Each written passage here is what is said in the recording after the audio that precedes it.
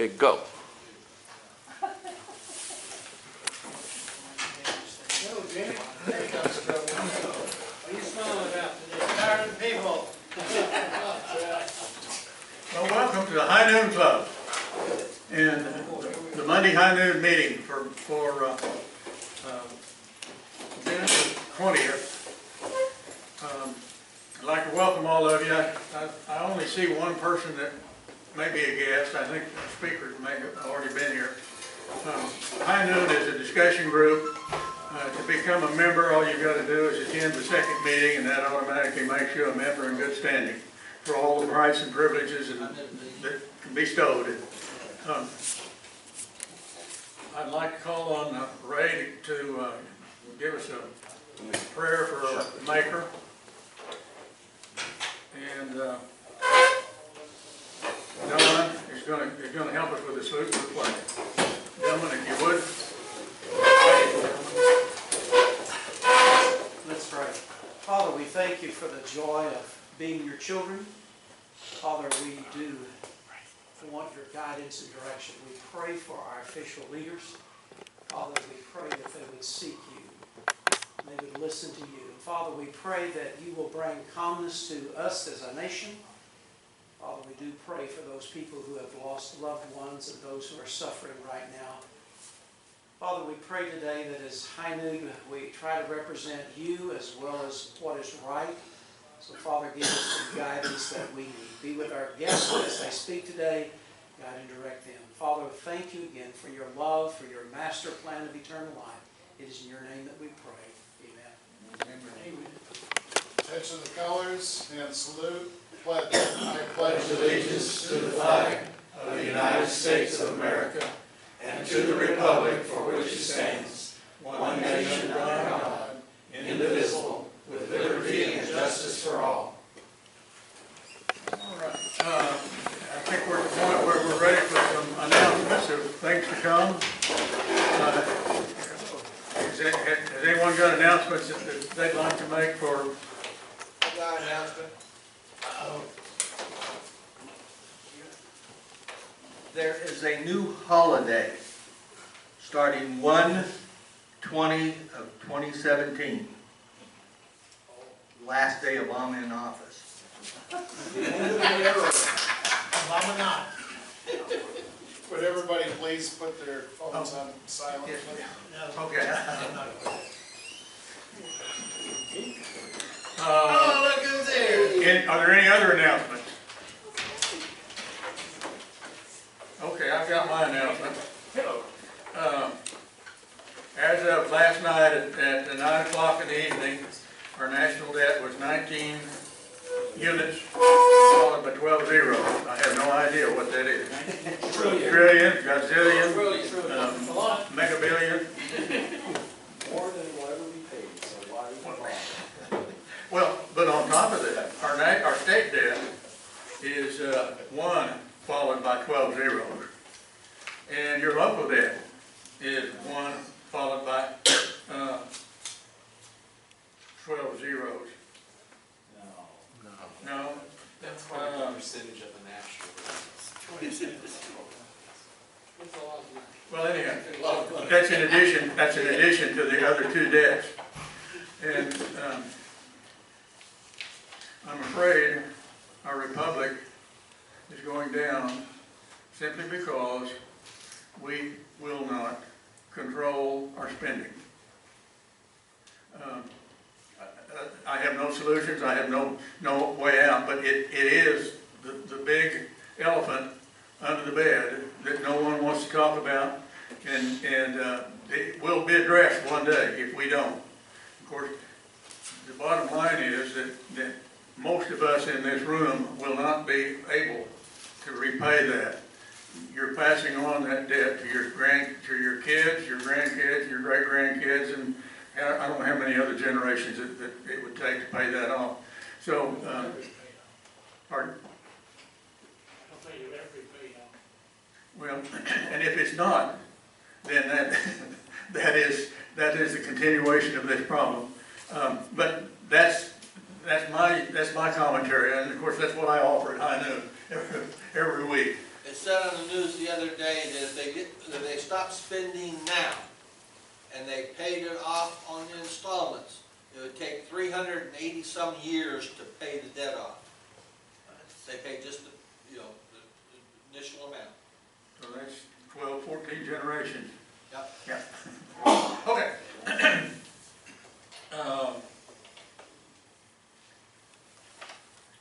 We've got two guests that we've invited to speak, and I see some other politicians that are running, and if we have time, we'll get them on the stage too. Right now, at this time, I'd like to call on Luke Doane and give him his shot at the mic. And when he gets done, or when he presents why he's running, don't hesitate to ask him questions. And then, when those questions are through, then that's his time, up to 45 minutes. So.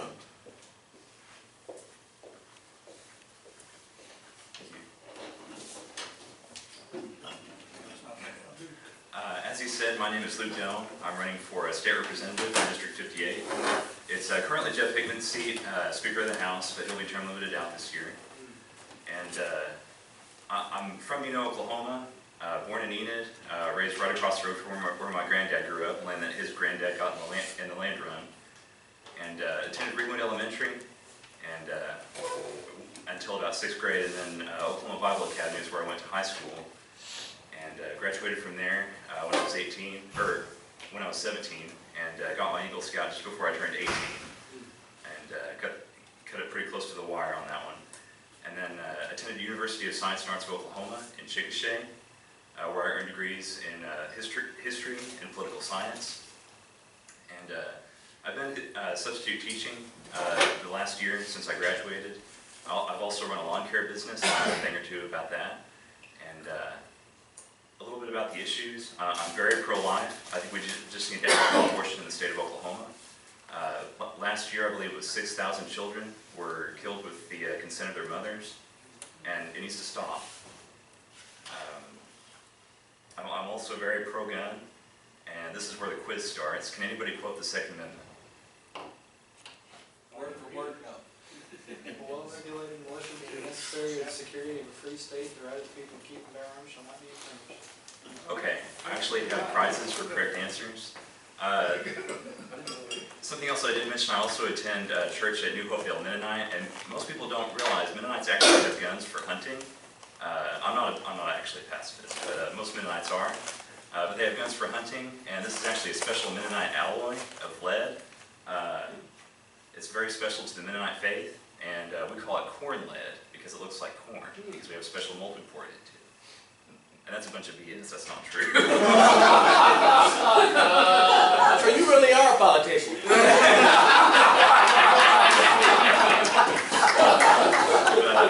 But just talking about the Second Amendment, the right of the people to keep and bear arms shall not be infringed.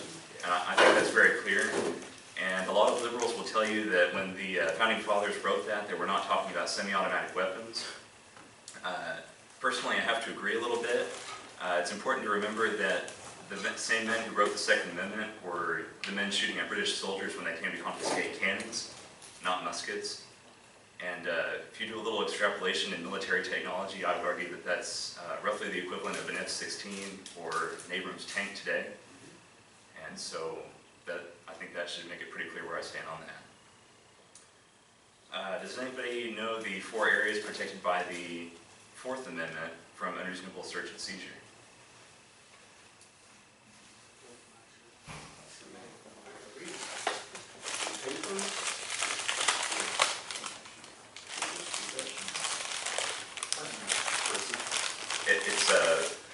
It's persons, homes, papers, and effects.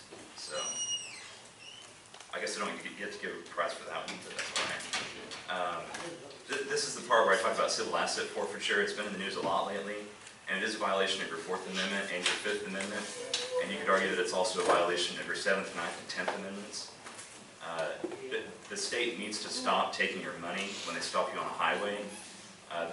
Property should not be seized without a warrant, and it should be returned if there is not a conviction, period. Last quiz question. Can anybody name the entity that is regulated by the First Amendment?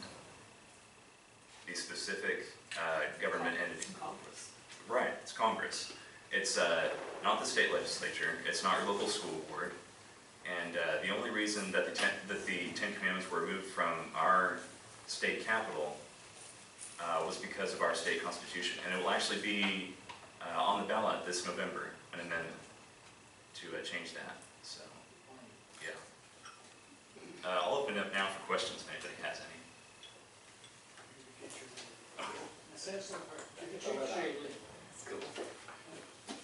Does anybody have any questions? I got one in reference to abortion. What is your definition, or what is your background in reference to abortion being done because of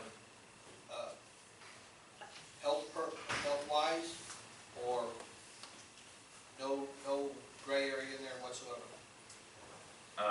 Well, a lot of liberals like to say, her body, her choice.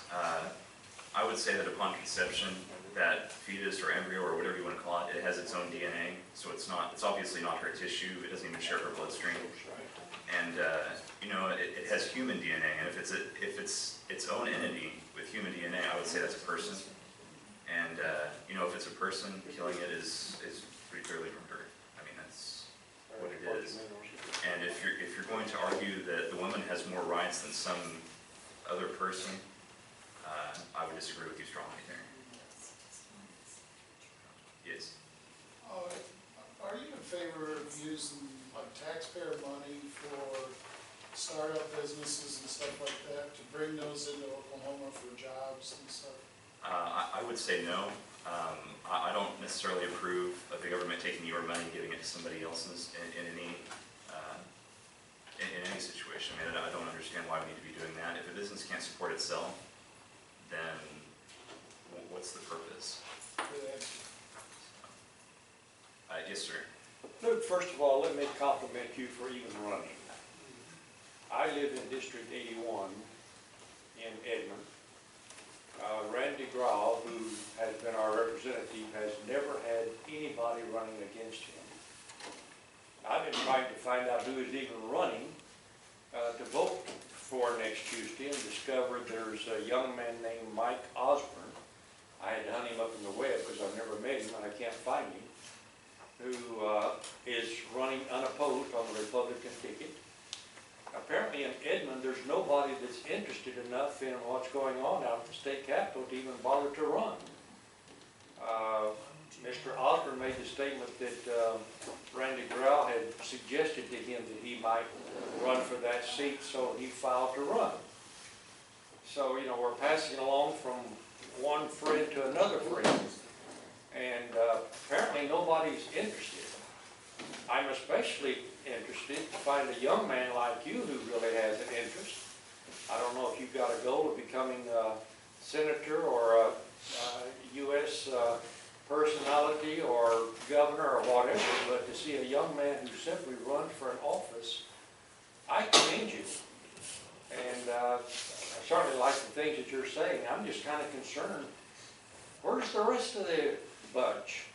And why is it so hard to find a young person who has the gumption to run? I'm frustrated with the whole mess of it. And particularly in Edmond, you would think with UCO we'd have a lot of young men running.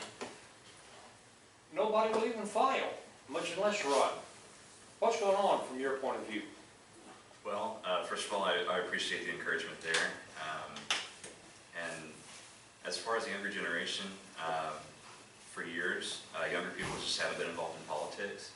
I don't know necessarily why. I've always had an interest in politics, and part of why I'm running is it's an open seat, but I also, because of who else is running, is part of why I'm doing this. As far as how to get younger people involved, I think it has to do with upbringing. I think if people are raised without a knowledge or without involvement or interest, what reason would they possibly have? And I think part of that is education.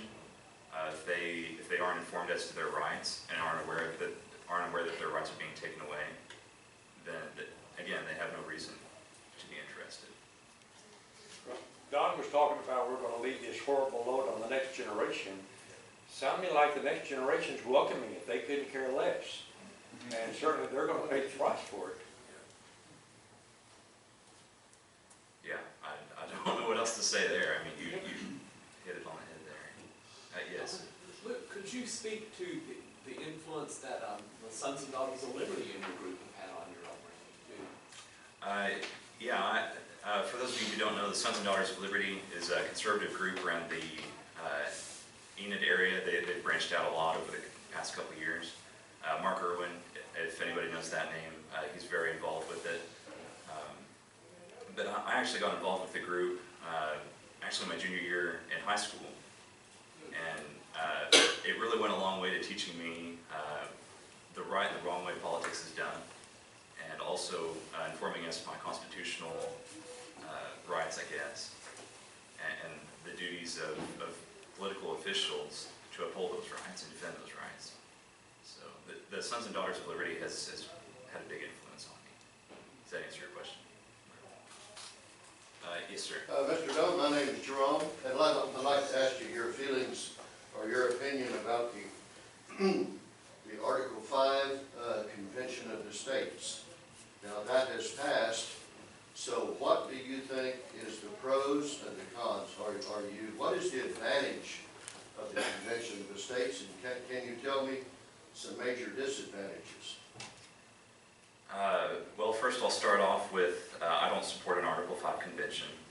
If you actually read Article 5 of the Constitution, the states call for the convention, but Congress is the one that actually institutes the proceedings for the convention. And usually, the entity calling a convention is the one that sets the rules. And if you're calling for an Article 5 convention because Congress is the problem, why would you want Congress to write the rules? And on that same line of thinking, if Congress is the problem, why change the Constitution? Logically, that doesn't make sense. And if you want to talk about pros and cons, very few pros that I could hit on. I don't know of any, actually. People always like to talk about, oh, it's not going to be a runaway or something like that, but if Congress is writing the rules, it doesn't have to be a runaway. It already is. I mean, and I like our Constitution, but if you look at the way it was done, it was kind of a runaway convention on itself.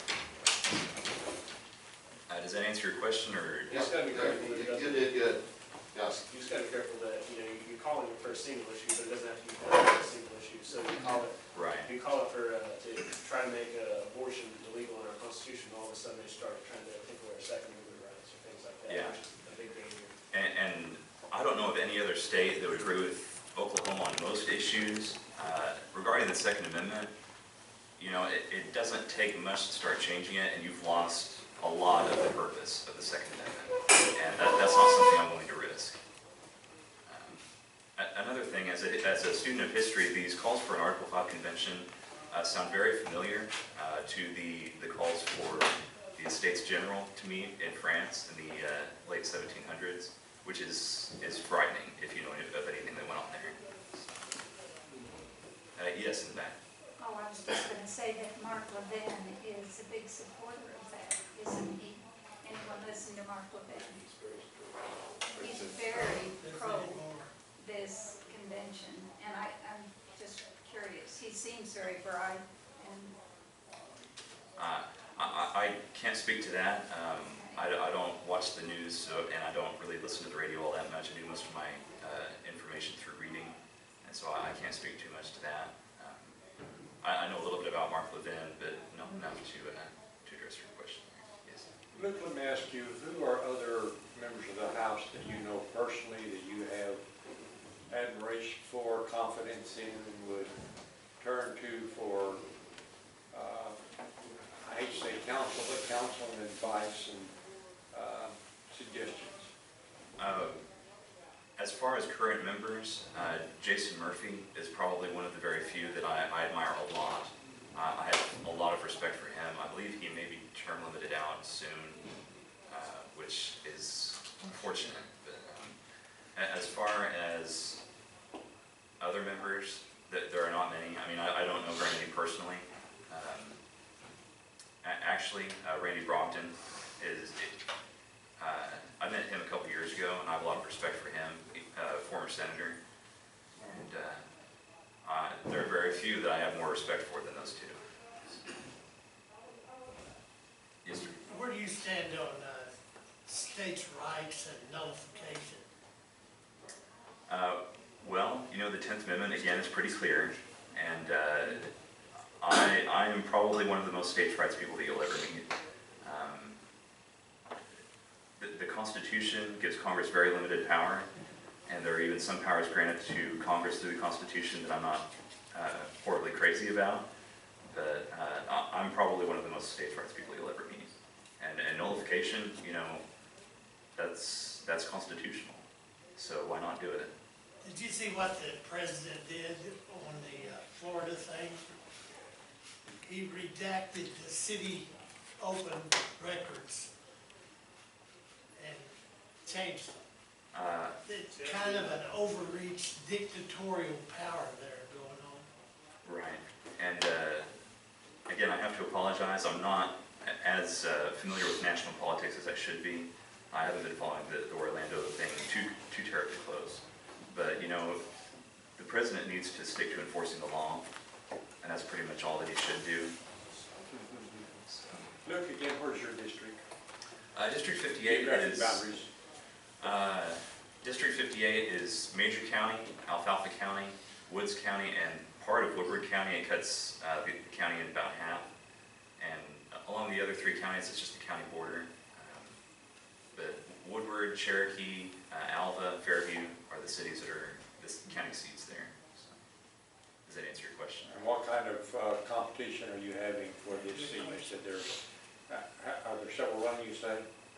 There are 4 of us running, all Republicans, no Democrats or independents. And there's an optometrist from Cherokee who seems to be very well funded, and I expect a lot of competition from him. There's also a fire chief from Woodward, and the county chair of the Republican Party from Woodward is also running. And the eye doctor has the most money. The fire chief is doing a lot of door knocking. I think I'm outpacing a little bit on that. But I expect some pretty stiff competition. I'm hoping that June 28th is the end of it, but we may have to stick in it for a couple more months. So, Congratulations. Don't ever mention your opponent's name. oh, thanks. Really? I didn't even notice, yeah. Don't ever mention their name. What kind of funding do you have? I've raised right around 8,000 or 9,000, and fundraising is probably one of the very few areas I'm not very well adept, but right around 8,000 or 9,000, and I've spent a couple thousand already, and obviously this next week is going to spend a lot of money. So. Do you know James Taylor? Yes, we've met before. He'll be your best friend. I won't argue with you there. So, we had a question. Are you accepting money from the State Chamber of Commerce? Well, the State Chamber has, so far, to my knowledge, not gotten involved in my race. I've not been endorsed by them. I actually expect one of my opponents to be endorsed by them. Yeah, you will be. And, you know, if they offer the money, I'd probably take it once, but they probably wouldn't offer it again afterwards. Love it. Yes, Don. How much of that campaign fund is your own personal money? Oh, well, I don't have a lot of personal funds to dump into this race. I'm pretty young, I had a lot of experience. $1, $100, $1,000? Several $100s. Oh. But I didn't include that in the original estimate. So. Has the outgoing representative endorsed anyone for his seat? Jeff Hickman has not endorsed anyone. I actually asked him a little over a year ago, actually, if he would be endorsing anyone. He told me that he would not be endorsing anyone. So.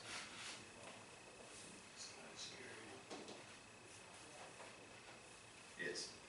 Real ID is a big deal in Oklahoma. You know, we really don't like the idea, I guess. Tell us would start off with is a states' rights issue. I don't think we need any sort of a national ID. Actually, that idea kind of scares me just a little bit. And it's a states' rights issue. Our state needs to stop following through with the mandates on that. And this scare that we've had recently about, oh, you won't be able to get into federal buildings or all that, that's hogwash. I mean, that's not going to happen. And so I don't understand what the big scare is about there. Just to follow, okay, you're saying hogwash, and that's what a lot of people are saying, but what can we do as a state if the federal government does come down heavy on us, heavy-handed? Well, it depends on what you mean by heavy-handed. They say, well, if you don't go to it, we'll take away your $10 billion a year that we're sending to you. Just do without it. Yeah. We have to stop giving into the federal government because they threaten to pull purse strings on us. If we are so enslaved that we can't do without the money, then we're doomed. Yes. Sir, do you think that this is a national issue, but it would affect you as a representative, sir? Do you think bringing in the people from the Middle East, and I'm going to use the word, it sounds like the Muslims, which we know is actually more than a religion. It is a form of a totalitarian dictatorship government, really. But anyway, do you feel like Mr. Trump, that it's a bad idea to bring the enemy into us, because you know they're going to infiltrate the KGB or the Russian GRU or the FSB, that's the new name for them. They're going to make sure that those guys are infiltrated into there because they're working in tight with these guys. Basically, are you against bringing these guys into America and or Oklahoma? Yes. And that's the simple answer. The extended answer is that the duty of your government is to serve its citizens, and these people are not citizens. So, does that answer your question? Absolutely. Okay. Any other questions? All right,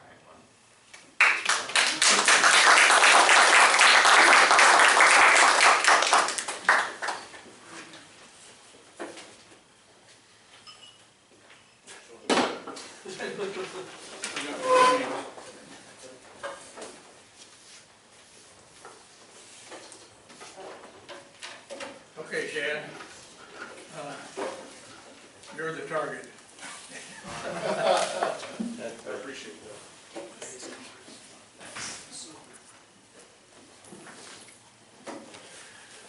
Oh, hello. My name is Chad Slane. I'm running for District 60 House of Representatives. I'm from Oviedo, Oklahoma. I've lived there all my life. I was born there. Well, I wasn't born there. I was born in Oklahoma City, so I guess there was a couple hours before, I was transported to the place I lived at. So I guess I can't say I lived there all of my life. But for the most part, I've lived in Oviedo all my life. Okay? It's important to me. I love that community. I love the areas around it.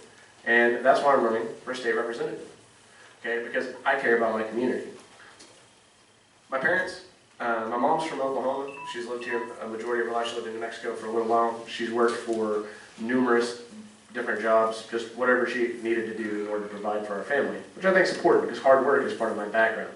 My dad, he's originally born in Wyoming. He was born during the Great Depression. His dad was a rancher, okay, and he remembers whenever his dad told him and his brothers that, we don't have enough money to pay for everybody in the family. We just can pay for you, or for me and your mom. So you're going to have to get a job if you want to eat. So on my dad's side of the family, I understand what it's like to work hard too. He taught me that from the very beginning, not to be wasteful. Only use what you need to, and always work hard. And so I believe in them. These are values that I have.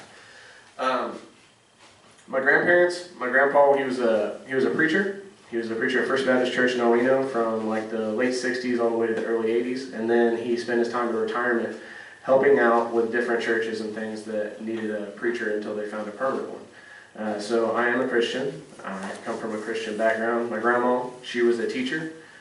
She was an elementary school teacher in El Reno, worked at multiple elementary schools there, and that's what she did. That's my background from my grandparents.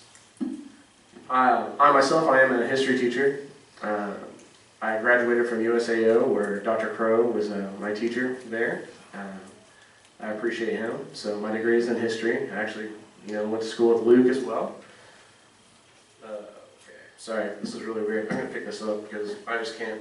I'm sorry, I gotta move. It's not my. Sorry, I'm not used to being behind the podium. When I teach and things, I move around. That's one of the things I do. And it makes me feel really uncomfortable just to be standing in place. So I apologize for that. So today I am going to tell you why I'm running. I'm going to tell you the issues that I have. And I'm also going to talk about things that I think are a problem, and not only in our state, but in the federal government. Okay? So the Second Amendment, Luke talked about that, okay? And I feel like the Second Amendment right now, more than anything else, is under attack in our nation. I mean, obviously, we hear about that all the time. And I think one of the biggest problems is, it's not just people that are attacking our Second Amendment, it's the way people defend it. Okay? One of the questions that Luke asked you was, what does the Second Amendment say? For the purpose of a well-regulated militia. That's why we have it, right? So, when people go, you don't need that AR-15. You don't need it. Why would you need that to defend your house? All you need is a double-barreled shotgun. I don't know who said that. It was some guy on TV. I can't remember his name. But that was said. Is the issue about the Second Amendment, is it about defending our house? No. Now that's a benefit, but that's not the main part. Well, you don't need an AR-15 to go hunt a deer with. That's too powerful of a weapon. Well, of course, in Wyoming, where my dad's from, he can tell you it's actually illegal to hunt deer with a .223. So it's not too powerful of a weapon. But besides that, regardless of that, that's not the point. It's for the well-regulated militia. It's for defending the rest of our constitutional rights. Now, people have seen me before. People have seen me in public. Dr. Crow can attest to this. I have a shirt that says, on the back of it, the Second Amendment, because it defends the rest of them. Okay? There's a reason that I was the highest rated candidate in my race by the NRA. It's because I believe in protecting our Second Amendment. It's because I believe the Second Amendment protects the rest of our Constitution. And when we take it out of the context of an amendment, even if we're defending it, we weaken it. And not only do we weaken it, but because it defends the rest of our Constitution, we weaken the whole thing. And that's important to think about. All right, so whenever we hear about it on the news, whenever we hear about the Orlando shooting, we hear about, well, if they didn't have access to AR-15s, all those people wouldn't have died. Well, the Bath School in 1927, I don't know if you guys have ever heard about that, but there was a guy, he was running for office. I promise this won't be me if I lose, I promise. But there's a guy who was running for office, and he lost, and he was upset about it. And so, what did he do? He created some homemade explosives, kills himself, kills his family, and blows up this entire school. There was a total of 45 dead and 58 injured. This was in 1927, okay? So the same amount of people can die back in 1927 before the AR-15 was ever even created, but we have a problem with guns. That's weird. Another thing is, if you look at gun ownership rates in the United States, if you look at the places where the highest gun ownership rates are, there's also the lowest murder rates. That's a crazy trend, isn't it? Especially when you look at Washington, D.C., which maybe James Taylor will end up there. And if you look at Washington, D.C., where only 2% of people own guns, highest murder rate in our country. Why is that? I don't know. Second Amendment's important to me, as you can tell. I just spent a whole big time defending it. Okay, another important thing to me is the 10th Amendment. The powers not delegated to the United States by the Constitution, not prohibited by it to the states, are reserved to the states respectively, or to the people. Okay? Why do we bow down to Supreme Court decisions? Okay, somebody in here, I think maybe you were asked about it, were you, Luke? I don't know. But we bow down to it, we accept it. Okay, let's look at this. If you look at the Constitution, does it give the Supreme Court the ability to determine whether something is constitutional or not? Is that in there? Hang on, I have this note so we can figure this out. I made sure to take notes for everything I was going to say. Okay, so Clause 1 of the Constitution, where it talks about the Supreme Court giving its powers. Okay, it says that the powers extend to the laws of the United States. It does not provide that it shall extend to the laws of several or individual states. Okay, in turn, the Judiciary Act of 1789 and subsequent acts never granted the U.S. Supreme Court the power to review decisions of state Supreme Courts or pure issues of state law. The fact is, If we had just done it the way we were supposed to and allowed the Virginia and Kentucky resolutions to go ahead and say, hey, the Alien Sedition Acts were unconstitutional, then we probably wouldn't have this problem that we deal with when we deal with abortion. Okay, so we were talking about that. So if you want to make abortion illegal, let's do it in this state. Okay, it's not the Supreme Court that determines whether it is. The 10th Amendment says it's us as a state.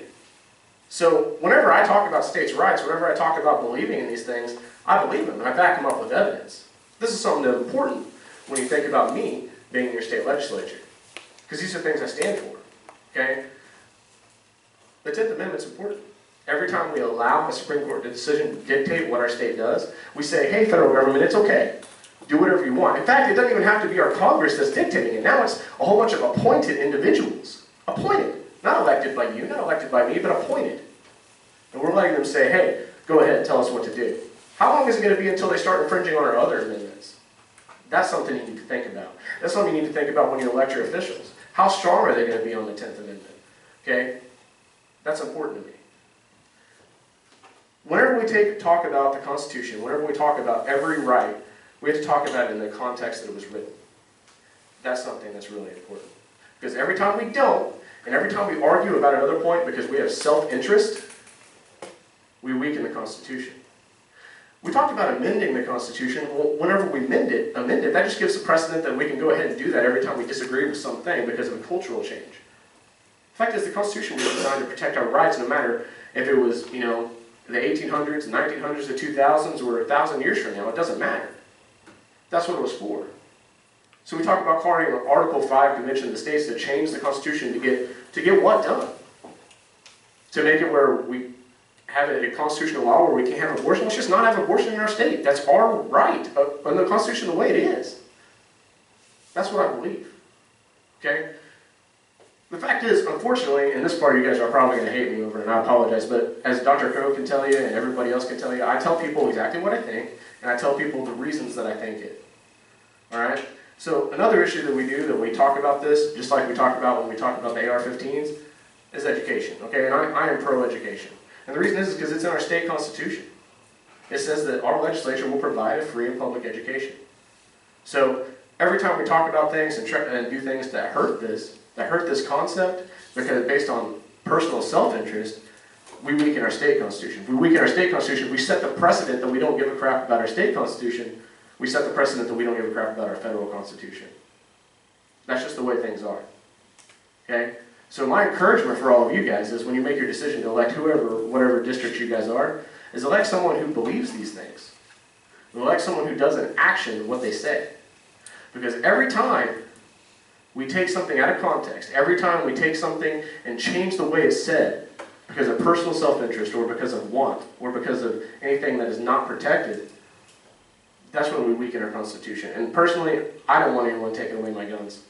I don't want anyone to try. Of course, they won't try. They'd end up having to kill me and then take them. And Dr. Crow can also attest to that because he's been to my house. So, that's what I believe. That's one of the reason I'm running this, because I want to protect our constitutional rights. I want it not to be just me up there protecting our constitutional rights. I want it to be Oklahomans. Because the fact is, people say one person can't make a difference. And that's true.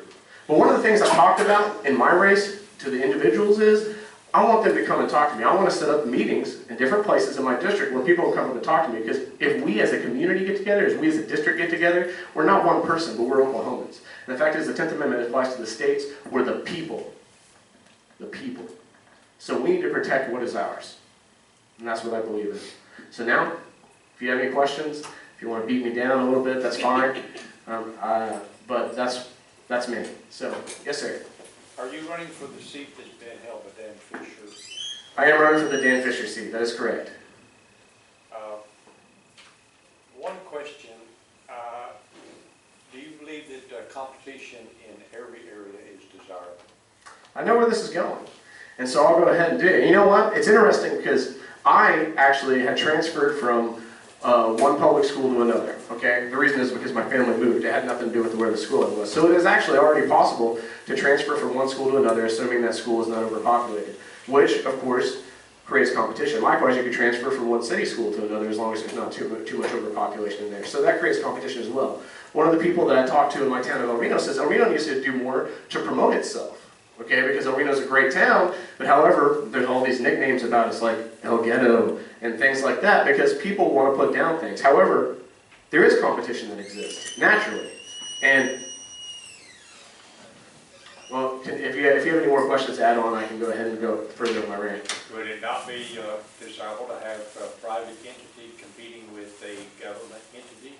Well, and particularly your Vista Schools as a school teacher, I think you would probably recognize that the Corn Academy probably turns out a little higher education level than most of the public schools do, I would think. you know what would be really awesome? If public schools can kick out any kid they want or refuse to take kids, then they would be just as efficient as private schools, because private schools don't have to take everybody in. So the idea of competition, that's like saying, well, let's take a steroided athlete of today and put them against people back in the 1940s and and make them not have steroids and things like that. Let's let them compete. Well, of course, the steroided athlete's going to win. Okay, there's no, I mean, as much as I love professional boxing, I'm sure you've watched it before, there's no way Rocky Marciano could ever stand up to Vladimir Klitschko in a fight these days. Okay, Vladimir would kill him. It's not the same competition. You're comparing apples and oranges. Me, I love to compare apples and apples. So you give public schools the same abilities to do things that private schools can do, and you know what? I guarantee they would compete. Because if you take the top 10% of private schools and public schools, which I was public school educated, and I'm pretty smart, not to be arrogant or anything, but I am pretty dang smart, I guarantee they would be able to compete with each other. So it's like I said, you're comparing two different things. Yeah? My name is Jerome, sir. Let me ask you a two-part question. What is the proper role of government? The proper role of government is to protect people's rights. That's what it does. Okay? It's the rights in the Constitution. It's also the rights that are in our Declaration of Independence. Life, liberty, and the pursuit of happiness. The reason I'm pro-life is because of life. Okay? You can't get the other two without people ever being born. Okay? Reagan always talked about, you know, it's interesting that the people who choose abortion are people that have already been born. Okay? When it talks about the pursuit of happiness, that's one of my favorite ones when I talk about this very issue I was talking with this man up here, the pursuit of happiness. Okay? Jefferson said, there's two quotes I'm going to give by Jefferson. One of them was, you know, the Constitution only protects your right to pursue happiness. Okay? You have to catch it yourself. All right? I think that's important because we as a government, to protect that right of pursuit of happiness, have to facilitate the ability to do that. That doesn't mean we give people happiness, that doesn't mean we give people handouts, but we allow them to be able to be successful, be able to get jobs, to be able to do things, that way they can pursue that happiness. Their success is based on the individual, okay? Okay, my part two question, sir, is since the economy of America and the standard of living of America and the middle class is melting down, a patient gradualism, do you believe there is a connectivity of that and socialism or regulation and big government, or is this just I think big government, process of spontaneity? I think big government has a big role to play in it. You know, a lot of people talk about taxes in our state and federal government. Well, you know, usually, used to, back in the day, and you know, I'm a history teacher, so maybe I'm a little bit conservative, but a long time ago, we got money for our federal government from these things called, and I know it's a crazy, wild idea, these things called tariffs. Tariffs, you know. And you know, the good thing about tariffs is that it made it equal between our trade, which you're talking about competition, our trade here in the United States, and trade elsewhere. The fact is, we would help fund our government. It would force our businesses to come back over here because they would rather hire American workers for a little bit more and not have to pay that tariff to get our goods back into the country. And now, I know this is a federal issue and not a state issue, but it was just the way your question was worded. I think a really good thing that would be for our country in general is to have a tariff again. Of course, and you know, you talked about having a big federal debt and things like that. You know, we had one right after the American Revolution as well. And what was one of the things that they came up with paying it off? Oh, a tariff.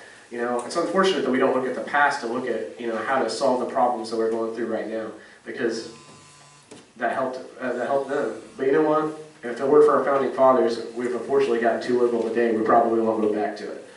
But I hope that answers your question. If not, then... You did. Yeah. Are you a teacher? I am a teacher. Do you or have you ever belonged to the state teachers organization?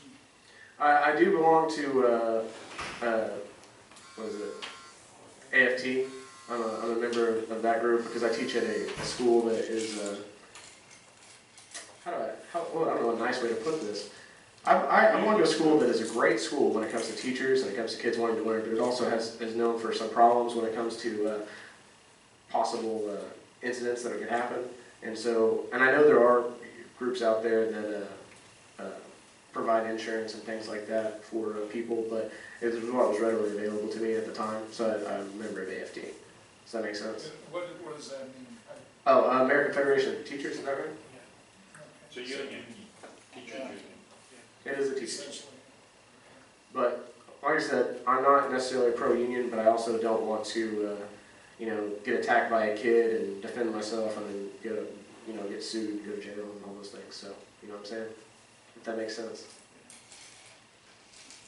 Ed, what's your position on the right to farm? Well, when it comes to I believe that our Oklahoma state constitution as it is, and our federal constitution as it is, grants people the right to farm. That's what I believe.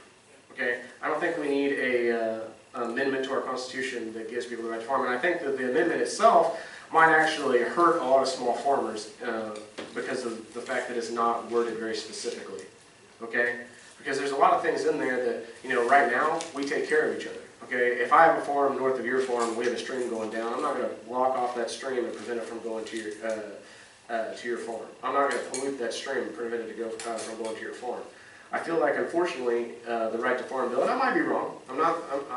I'm known to being wrong sometimes. It doesn't happen very often, but it does happen. And, you know, I feel like that the way it's worded, it could accidentally grant corporate farms the ability to take advantage of our small farms. And I think the intent of right to farm, in its heart, is to actually help out small farmers, but I think it might actually do the opposite, which isn't the first time we've proposed a law that did the opposite of what it's supposed to do. So, that's my feeling on that. Yes, sir? I mean, I'll go back to education for a moment and suggest that your response, it was too simplistic that the private schools can get rid of bad students, so that's why they're so much better. I would argue that it is the mandates coming down from both Washington and the state that impose requirements on the public school. I agree. That turned them into So why don't we get rid of those? That's what I would be a fan of. Let's get rid of the federal mandates. Well, one of the options to it, I think, is to provide Christian and private schooling where that the student at least does have an alternative until we can get rid of it. Well, I mean, here's the deal. Why create something that could be a problem down the road? And this is the conservative in me coming out. Why create something that could create a problem down the road when we could just go ahead and go back to the way things were with our schools? The fact is, like we talked about earlier with the First Amendment and the protection, you know, it applies to our federal Congress. Okay, we can, if you want to talk about religion in schools, you should. Okay, our 10th Amendment protects us from those laws that the federal government has. So let's go ahead and put schools back to where they want. So my thing is, if you have a whole bunch of Christian legislatures up there, which I'm a Christian, I'm going to hopefully be a legislator, and we have a whole bunch of us up there, let's go ahead and make the schools the way they're supposed to be. Okay, we don't have to get a whole bunch of people that are paid money by different groups, like the Chamber of Commerce, which we talked about, which also promotes the vouchers as well, by the way. We don't have to have those groups going ahead and be like, well, let's do this instead of fixing what the problem is already. Let's take our education system, let's go back to when we could teach things like about God in the school. Let's teach things that matter. Let's teach history. Let's teach our rights. That way our kids know our rights. And let's go that way. Let's not create more problems by come up with these creative solutions instead of fixing what already exists. Can you give me an example of a government monopoly that has succeeded in providing greater opportunities for the citizens other than possibly the military? And I wouldn't question that.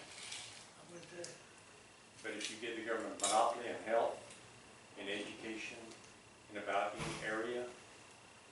So monopoly would imply that one group has the control over everything, right? Like, so you would have one business. The government controls, yes. Do what? The government has control, yes. It's a government monopoly. Right. So you're saying that monopoly means that the government has control of every available form of education in the state. That's what a monopoly is what you're saying, right? Pretty close to it. Okay, so that would discount that all the private schools don't exist. Even though our public money is going to fund the public schools, private schools still exist and you can still go to them. You can still choose to do that. Our state constitution also protects the right to homeschool, which is another educational option. So monopoly would mean there's no other way for people to do things. It would be that one entity controls it all, and we exclude you from being able to do anything else. Fact is, you still have the choice to choose those other two options. So saying we're against monopoly would be using words in a way that was different from their actual meaning, I would think, in that sense. But I could be wrong. Still almost our government without taxation, without representation. So all the funds go to the government school only, and students who are paying equal taxes should not be given any other option than a public school. So you would rather our government, if we give them to, let's just play this out. Okay. So if our government gives them to the private schools, okay? So our government's going to give our money to the private schools, which we could do that through ESAs, that's true. Okay, so we're taking tax dollars not only from the individual, but from other people as well. Because, you know, I pay for roads that I don't drive on, just like everybody else does. But that's beside the point. So we're going to take this and we're going to go to ESAs. So this is the thing. So are we also going to, when we do this, is our government going to tell these private schools that they have to accept every child? Are they going to say that we have to accept all the special needs kids, which cost even more? Or are we going to say that these have to accept, is the government going to mandate what they do? How about a voucher system where the student can do what he wishes with? That's the ESAs. But that's what I'm saying is, if you're taking our public money, the money that we're going to vote for, the money that is the taxpayer money, and we're going to go ahead and give that to the private schools with the voucher, or the ESA, or whatever you want to call it. So do they have to take, are you going to make the private schools take every kid? Or are you going to do that? Or are you going to make them take all the kids with special needs deal? Or do you only care about the kids that are the top 10%? I mean, which one is it? I mean, I'm just asking. I don't know which private schools you're seeing, but I know a lot of them that are taking the problem schools that are problem students and doing a pretty good job with them. I think go with the basic principle, applying it to the Veterans Administration, to particularly the health care right now, to the education. The more you can give people the option of what they want to do, you're a whole lot better off than when you've got a federal program or a state program, call it Common Core, call it whatever you want to, that mandates what is going to happen. And well, I think that our school board should decide, which is the most ultimate local control. The school board should decide what is going to be taught there, because that's the people that you elect, right? So I agree with you, the concept that our state needs to have less control over what is taught. I agree with you that the federal government needs to have no control over what is taught. But the fact is, we elect our school board members so that our school should reflect the community. So if that's going the way it's supposed to, then your problem that you're going through is solved. It just is. So the fact is, like I said, we need to get the state government, have less interference with with the local schools. We need to have the federal government have no interference with the small schools. Like I said, you're trying to create something new to fix a problem that just goes with getting the government out of the business. Okay, so there's a difference. Yeah. Let me see if I got this right. So bottom line is, what you're saying is that if we do go to a voucher system, which is our taxpayer money, and then part of it goes towards these vouchers, so that parents can take their kids wherever they want to. Which they can take. What you're saying is that also along with that, the state, when they pass that law, would probably have stuff in there that says, okay, you're taking this money for vouchers, now you have to take every kid that wants to use the voucher. Well, let me ask you this, and this is just interesting because of a question I believe you asked earlier.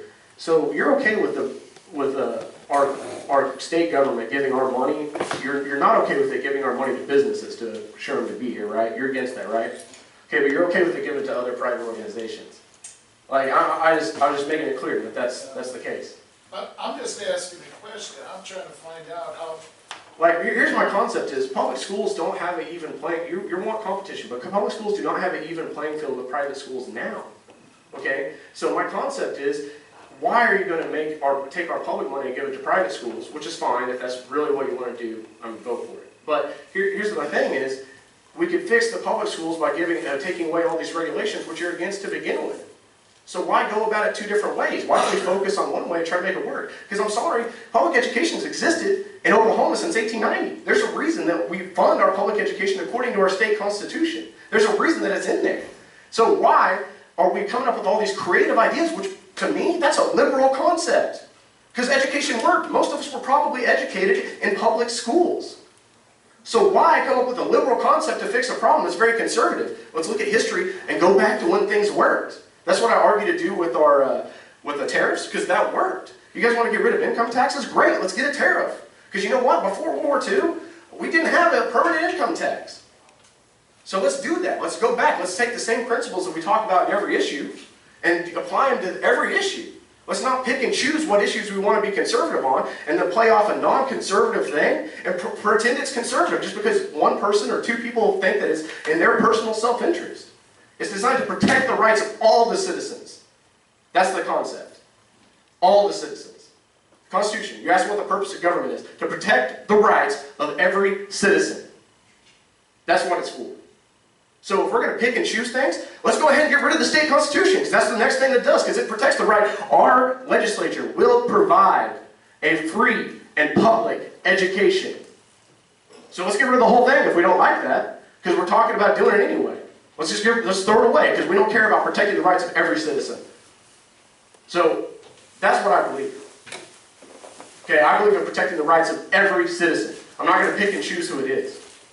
I believe in teaching the rights to every citizen. The reason I talked about the gun thing, the reason I talked about that is because I love guns. I do. I love shooting them. I love hunting. I love defending my house. You know what? One time, six armed people came around my house and tried to break into my house. And you know what? I was thankful that I didn't have a double-barrel shotgun, because that's going to kill two of them.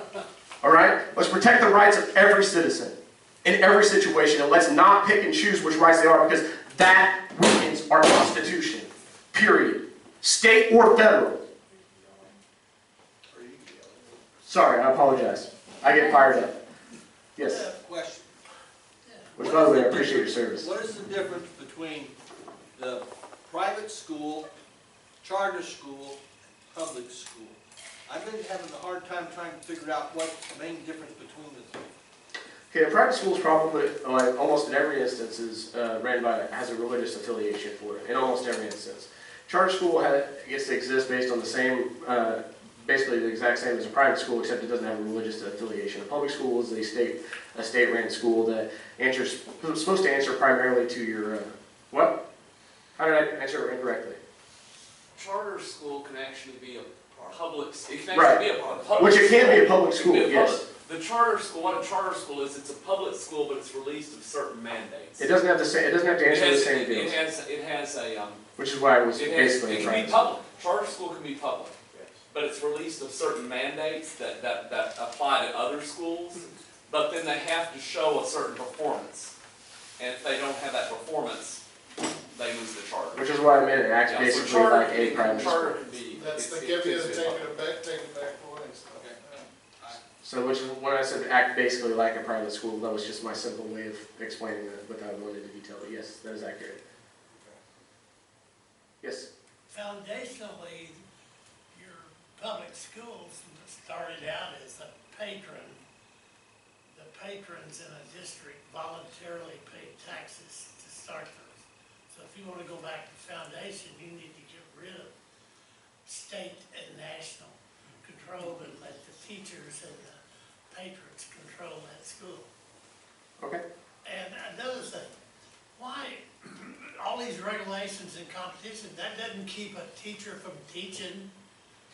Well, here's the deal is, unfortunately, which this actually helps us out, because recently they got rid of some of this, but with your state testing, originally it was part of our teacher evaluation system and things like that, so if you didn't teach to that state test, if you didn't teach to it specifically, it can make you look like you're not as good a teacher.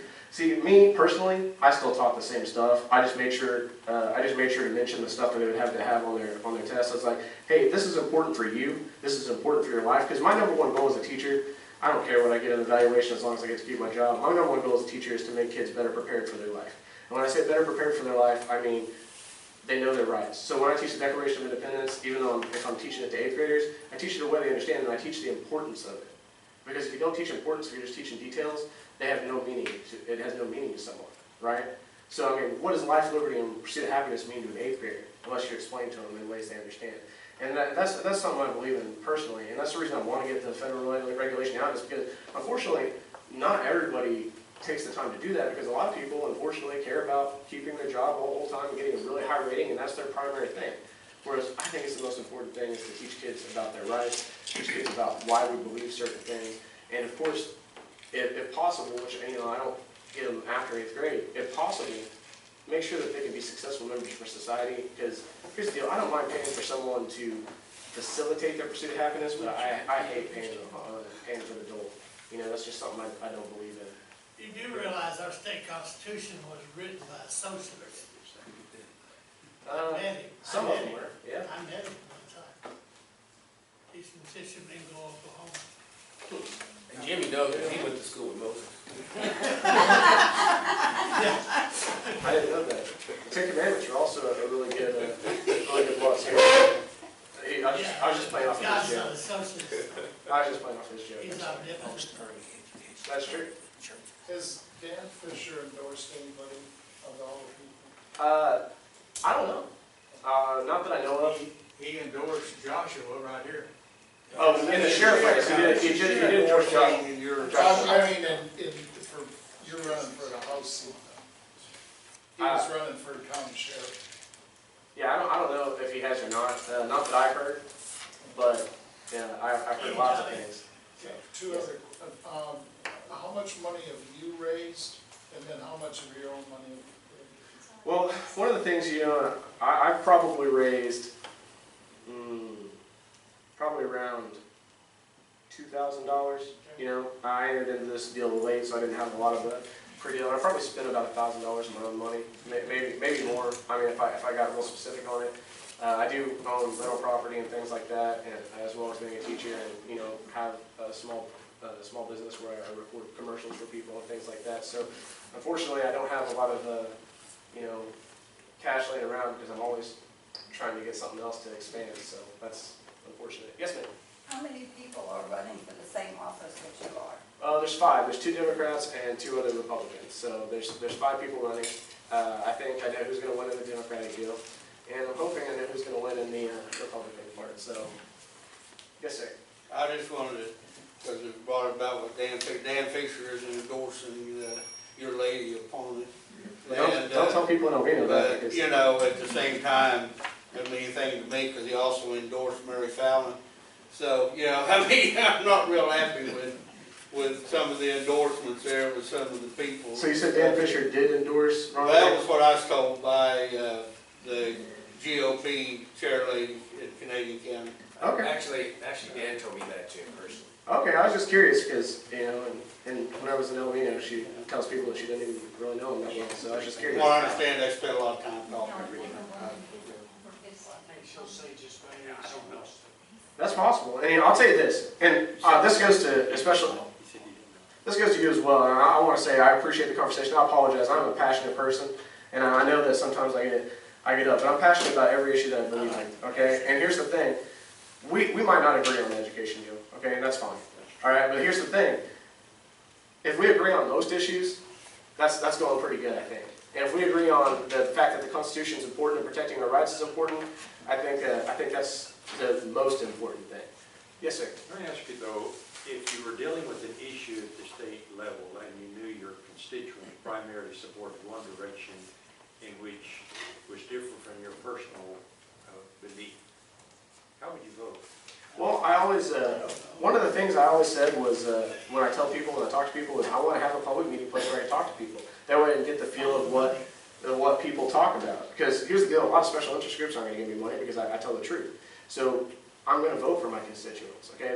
There's things that I probably wouldn't agree on that I would vote and fight for my constituents because I believe in them. As long as it doesn't violate their constitutional rights, because my #1 oath is to pledge to uphold the Constitution. And I would go with my constituents because I believe in one of the things I teach in every year that I teach our government is we're supposed to have a representative government.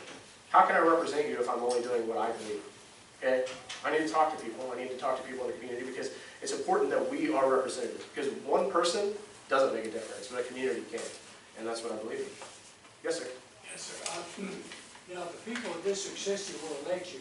But when you're there in the House, any decision you make affects everybody in all of Oklahoma.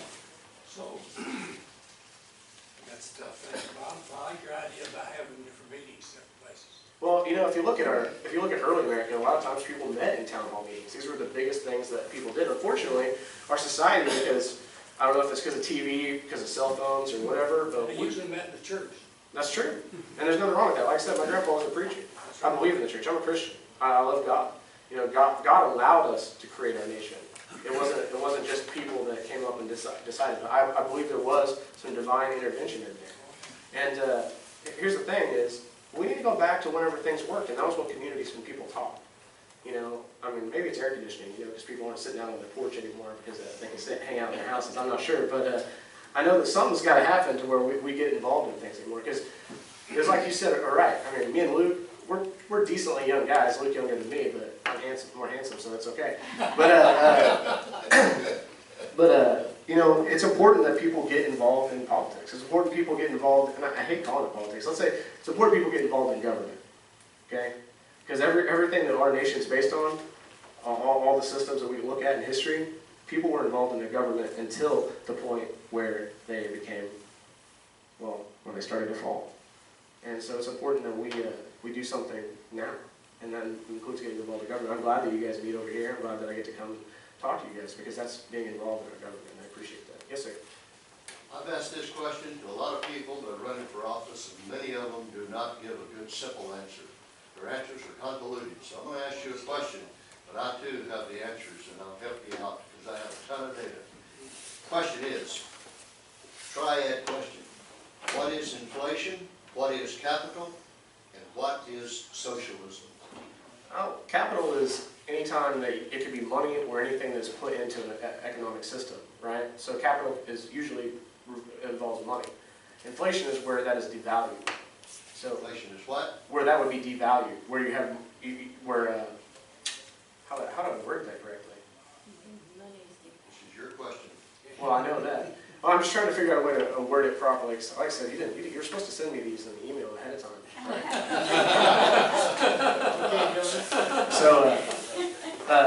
So whenever what we have becomes devalued, for instance, like if you were to take a piece of gold coin, and that gold coin is your currency, if you were to start mixing other metals with it, that would devalue the coin, because you're still passing it off as a unit of measurement. However, it's not actually worth that. So the more of something you have in circulation and compared to actual product or actual worth would devalue that. What was the third part of your question? Socialism. What is so? Now I'm going to help you. I'm going to go back and help you. Well, socialism is, to me, is just the opposite of everybody contributing what they're supposed to, everybody doing their duty. That's what socialism is to me. Socialism is where one person feels like that they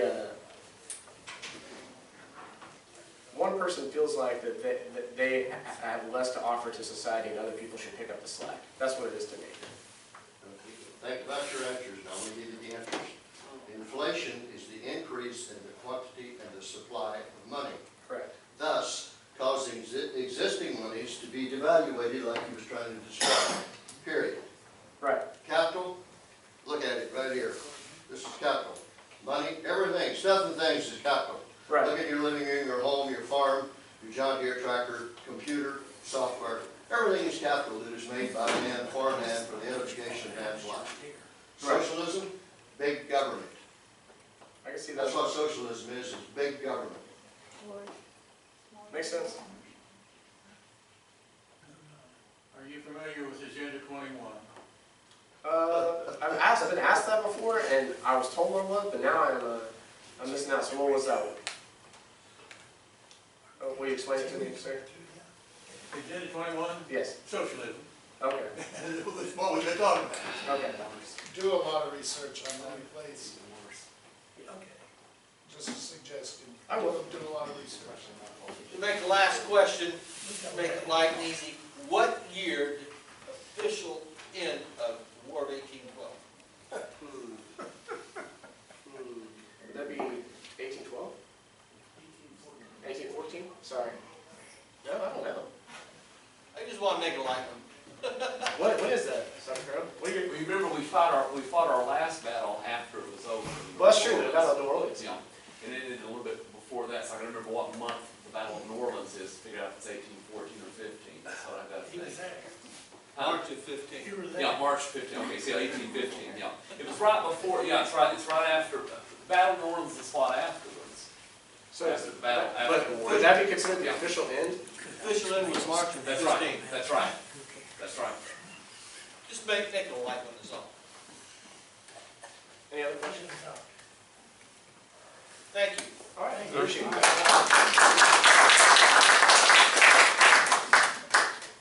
Screw this back on there for you. I apologize. Like I said, I can't get a portable mic here that I put it all over. They get the baby screw on there. I'll let you talk while I fix this.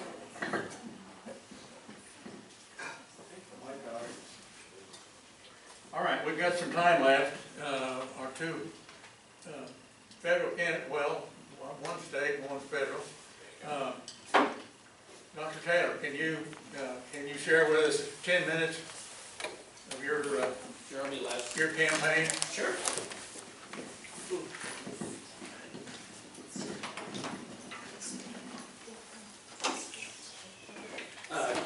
Just want to say I appreciate the opportunity to be here. I've been here before.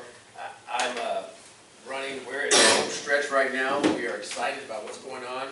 I do want to encourage you to go to my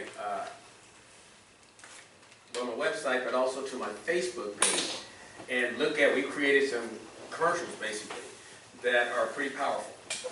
We've got 4 of them out there. We're going to be doing probably at least 3 more that are out there. One that deals with the transgender issue that Mr. Cole voted on. Another one deals with the debt that's out there. That was really fitting well with the debt that's going out and how you've seen this commercial, and I just cringe at the words. Friday, there was 3 mailers that came in the mail. Some of you probably got those 3 that same day, 3 in one day. It's almost like overkill. And people are responding. So we're going to be doing some other stuff with that, and I'm just going to take his mailer and just look at that and say, here's what he says, here's how he voted. Here's what he said, here's how he voted. Here's what he said, here's how he voted. And there's a disconnect between what he says and how he votes. And you can say, he's saying all the right stuff. He's saying all the right stuff. But he's voting differently than what he's saying. And so that's what we want to emphasize. But please go to, what is that? It's James Taylor for Congress. Yeah, James Taylor for Congress. Great, there's some good minute, one of them was too long, 2 minutes long, but they're a minute long that you can easily get an idea of what's going on. The election's in a week, basically. My signs have been, Sasquatch has been taking my signs. A lot of my signs, but it's been really funny. Our signs were out a whole week before our competitors were, and some of those signs have been placed in front of our signs. And we met a lady this last week who was just furious. And she is now, she says, I want to vote for me, James Taylor, and she was asking if she can get a sign because they placed their sign right in front of mine so that you couldn't see. Yeah. She actually saw it happen. She went and dropped her, she saw a Tom Cole sign, she went and dropped her grandbaby off at school, comes back, and it's right in front of James's sign, and that. So she was ticked off, and she was going to let everybody else know. And so that's been good. We're excited. Again, we sent out a comparison chart to one of the counties that was involved with that, which was really great. We are real excited. We are real energized with the potential outcome of the results of this race. And we've been privy to some inside information about some polling that I'm not going to disclose, but we are excited about what's going on. And so your vote, we need your vote, we need your money, this is it. This is where the rubber meets the road, is in these last, Tom is going full blown. And obviously we don't have nearly he's got 1 point, I think it's 1.3 or 1.6 million now left that he's got in his kitty. That he spent some like almost $250,000 already. So he's really going gung-ho. You guys know you've never received this kind of mail from him in any other race ever. Absolutely. Ever had. So yes, sir. The flyers that you gave me last week or the week before, the lady at work where my wife works, her and her husband are staunch Cole supporters, and my wife gave the information to her, and she came back the next day after reading, and she says, we are not voting for Cole again. Well, praise God. That is the common thing that we found once the people, particularly this is probably the best thing here. And you're welcome to get some of these, and these are easy. This is the best thing we've done, is printed this out and given this to people, because it's 2 pages and just gives you a side-by-side comparison of some of the issues. Not all, obviously, but some of the issues that you can easily look up and check and see there is a difference. And one of my friends was talking to me the other day, and he said, if money was level and there was not an issue, this race would have been over a long time ago. But because the issue is not, and it's really not the issue of the money. The issue is the education. The people being educated to know what the issue is, what's the difference, why is that? Because people who don't pay attention to politics, they basically just vote for the incumbent. I mean, you know how that works. But it's not because they like the incumbent, it's just that they don't have any information. They're ignorant. I don't mean stupid, I just mean lack of knowledge. They're ignorant voters. And so our task is, we're trying to just get that information out. There was an article in the paper, our Norman paper, that was an AP paper article that was a decent article. It wasn't as great. They spent 45 minutes talking to me, and they just had a little bit in there, which is what the media does. But they didn't do anything with the transgender issue at all. Now, they did talk about the debt, but they didn't do anything with the transgender, and that's been a major issue for us in this district. So we are thrilled about what God is doing, and that's real, honestly, this race is really not about me. It really isn't. This race is really what God has been doing. When this is all done, I'm sure that, because I've shared that with reporters, but they don't print that. They just don't print that part. That's I think, I don't know who was talking about the elephant under the bed. Was that you, Luke, or? Oh, Don was talking about the elephant in the room. Well, the elephant in our room, in our race, is God. I'm telling you, just everything that God has been doing. Once we get we share it, but they don't share that. They don't think that's a big deal. But the only reason where we're at right now is because of what God has been doing. Yes, Clint, because I don't want to take I don't know if you remember, a couple of years ago, we had the representative come here to speak. And several of us asked some questions, particularly about the Middle East, about Islam and the threat. And he stood in front of the group and frankly admitted he really didn't know anything about it. Yeah. He has refused to even get involved in the discussion of it. Now, maybe it's changed lately, but... No, he voted in December for the Syrian refugee program. This is insanity to me because he voted for the Syrian refugee program, the Middle East refugee relocation program, both of which we know for a fact has been infiltrated by ISIS members in Europe. It's not even a question. It's not even a question. So to me, it's like, that's a no-brainer. We're not saying you can't ever come, but let's make sure we know who's coming. That's all. That's not a big of a deal. But my opponent, he can say what he wants to, but he voted for it. I mean, that's the deal. He voted for it. Yes, ma'am. What test would you use to decide who could come or not? I'll answer it in a cop-out way for you. Right now, nobody be coming. Right now, nobody would be coming. And, my test standards would probably be higher because I have studied Islam. I know what Islam stands for, this religion of peace that they talk about, the verses that they quote. When you understand when you read the Bible, the first book in the Bible was the book of Job. But when you read from Genesis to Revelation, you get a continuation of a story of what's happened, the redemption of mankind. That's not the case with Islam, because Islam put in there, the chapters are based upon the size.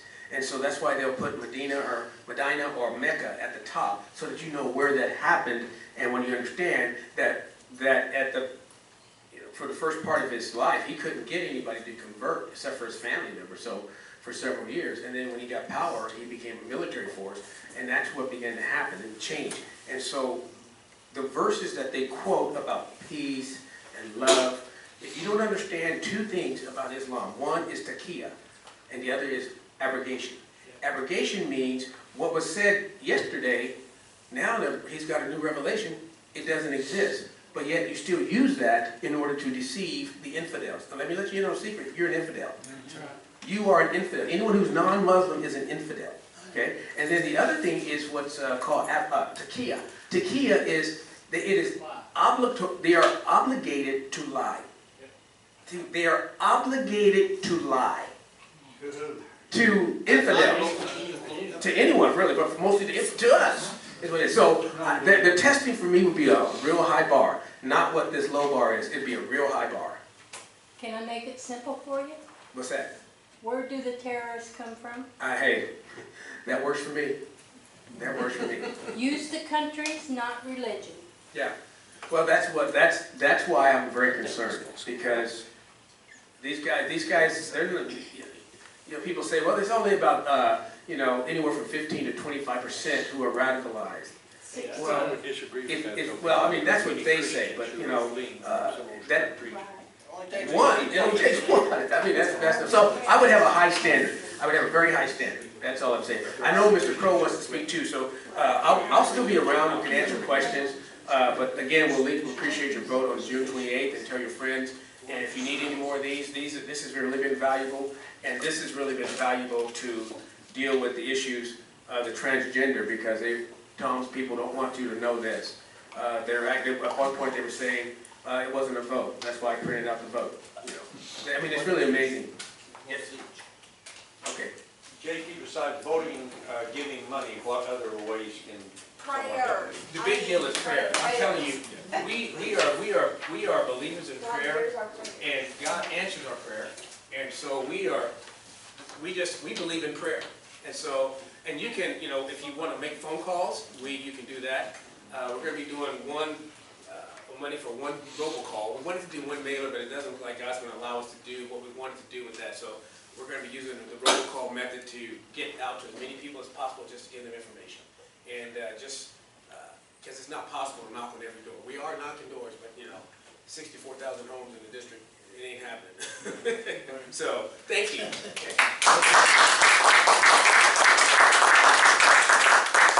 Dr. Crow?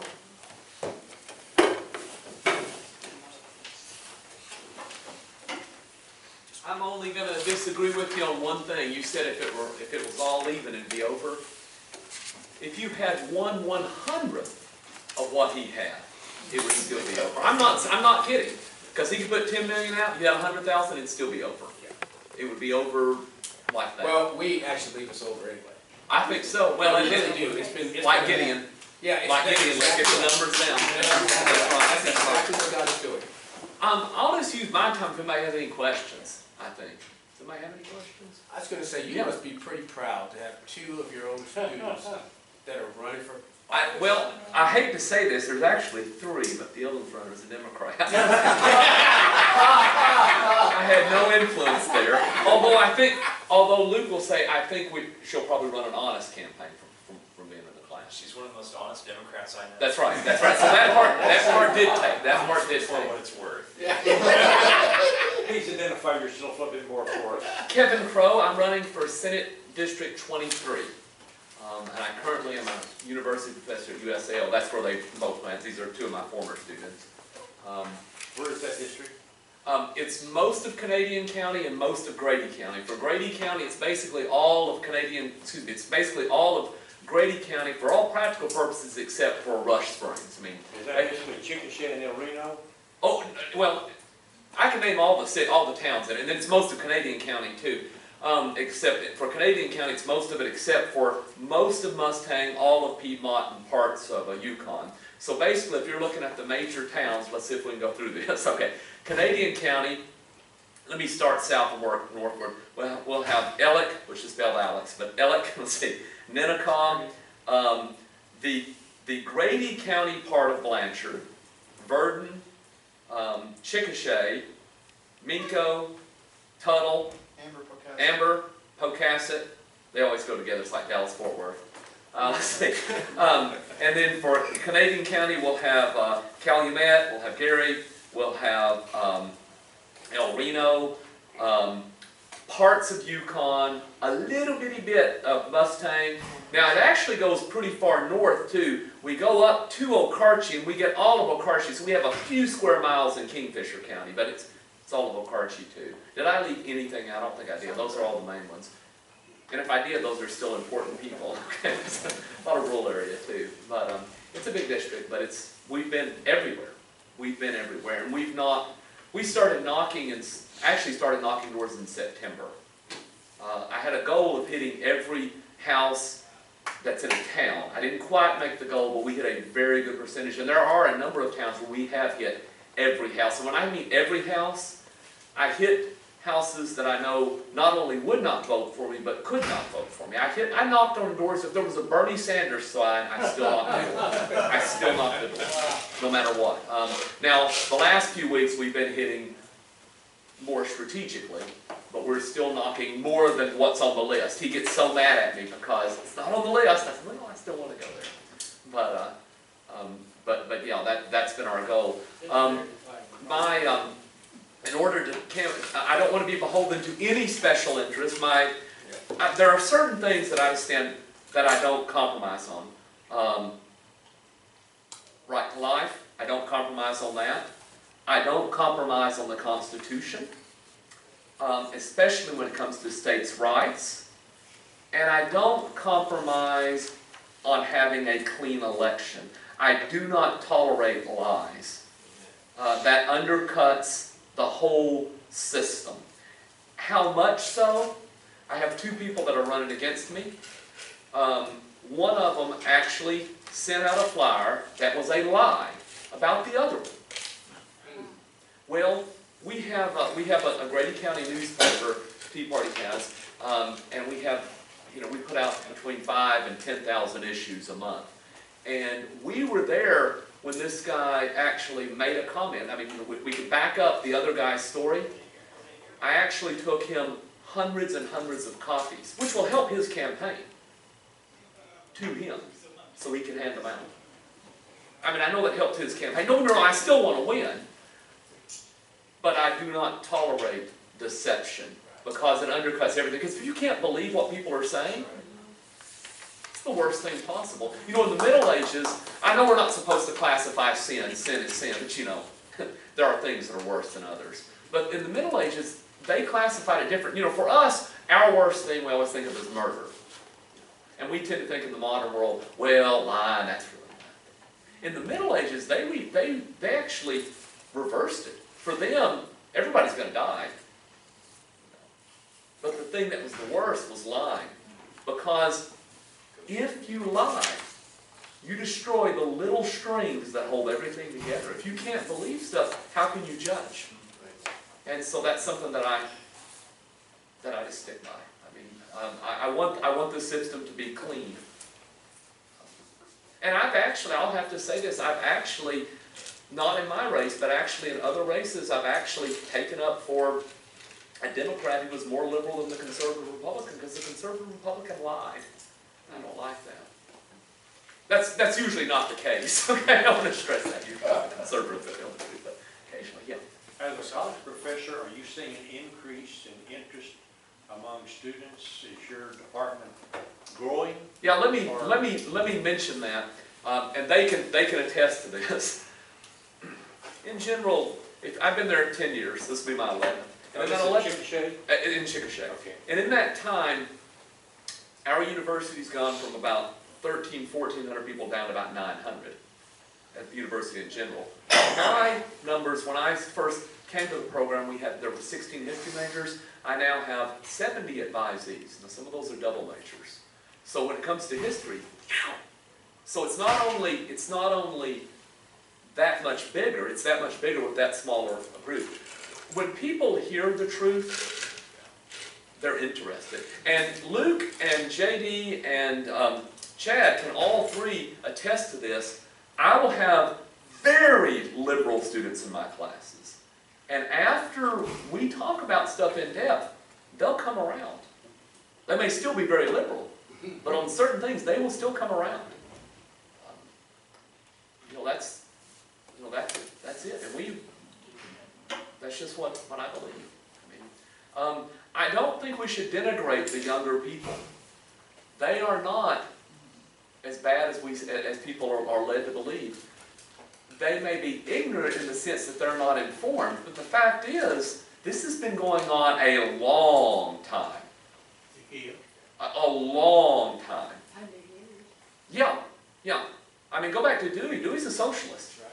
I mean, this has been going back a long time. I have lectures that I'll do, and win or lose, I will continue to do these lectures every once in a while. I do it for the 9-12 groups, the Tea Party groups, and all that. And we talk about, what happens in the 60s, how it ruined everything, but we start in the 1860s. That's when the Marxists started coming in. Long before the Soviet Union was around. Yeah.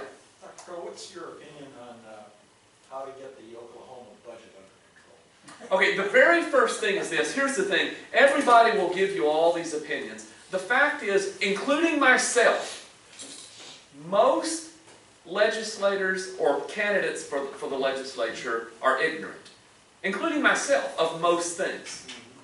What you do is you don't have to be an expert in everything. You have to be able to be a judge of character and to be able to judge if this person knows what they're talking about. First, are they honest? And second, do they know what they're talking about? That's what you have to be an expert in. And so what I would do, the very first person that I will call, let me rephrase that, the very first political figure that I will call if I win is going to be Gary Jones. Now let me explain why. Why I will argue forever with Gary Jones about eliminating the state senate. Not just because he's going to get rid of my job if I win, but that's a constitutional reason. That's a matter of checks and balances, all that. I trust Gary Jones' motivation for wanting to do that. He's misguided, but he's focused on the budget alone. Does that make sense? While I disagree with him on that, the fact is when it comes to budget issues, he's the man, not me, not my two opponents, not any legislator that's in there right now, not anybody that's running office. He's the one. So the very first thing we need to do is we need to have a performance audit of every institution in the state and every department in the state, and I would begin with higher ed. Because until you know where the waste is, you don't do a cut. Because some places you may be able to cut 35%. Some of them you may not be able to cut at all. You need to know that. Now, does that mean that the performance audit is the answer? No, that's step one. Then, because he can look at it from a budgetary standpoint, then we can bring in other arguments. But you need to start there. That's the first place. That's where I would start. And there are places. The advantage I have is what a lot of Republicans think is a disadvantage. I've worked all my life for state agencies. That means I know where there's waste. And so, yeah, there's a lot of places, but that's where I would start. Yeah? Would you work for transparency of the federal funds, the state? Oh, yeah. Agencies? Yes. Transparency is a big thing with me, and I try to be as transparent as possible. I will answer questions for hours. We try to post everything. We open up everything. I mean, that's one thing we like.